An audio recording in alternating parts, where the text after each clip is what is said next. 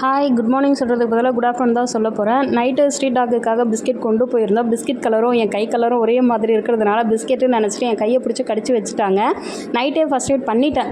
So morning vaccination போட்டலாம் அப்படின்னு சொல்லிட்டு கிளம்பிட்டேன். அதனால் மார்னிங் விலாக்ஸ் என்னால் எடுக்க முடியல. ஸோ ஆஃப்டர்நூன் வந்துட்டு பசங்களுக்காக கொஞ்சம் சாம்பார் ரெடி பண்ணிவிட்டு கொஞ்சம் கத்திரிக்காய் இருந்தது ஃப்ரை பண்ணிவிட்டு முடிச்சாச்சு. மதியானம் அவங்களுக்கு தேவையான லஞ்ச் ரெடி பண்ணிட்டேன்.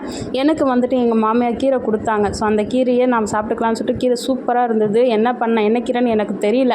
ஸோ கீரை செம்மையாக டேஸ்ட்டாக இருந்துச்சு. ஸோ ஹாஸ்பிட்டல்லேருந்து வரும்போதே எனக்கு என்னவோ டெம்ப்ட்டு காலிஃப்ளவர் பக்கோடா சாப்பிடணும் போலவே இருந்துச்சு. ஸோ அங்கேருந்து பேக்கரியிலேருந்து காலிஃப்ளவர் பக்கோடா வாங்கிட்டு வந்துட்டேன்.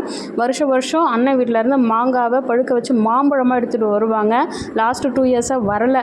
ஸோ அவங்க வீடு ஷிஃப்ட் பண்ணிட்டதுனால அது அவங்க சைடு மிஸ்டேக் இல்லை. ஆனால் அக்கா நான் இருக்கேன் அப்படின்னு சொல்லிட்டு லாஸ்ட் வீக் எங்கள் அக்கா எனக்கு மாங்காய் எடுத்துகிட்டு வந்தாங்க. அது பழுக்க வச்சு அது மாம்பழமாக ஆயிடுச்சு. இதான் என்னோடய விலாக்ஸ் எப்படி இருக்குன்னு பாருங்கள். பாய்.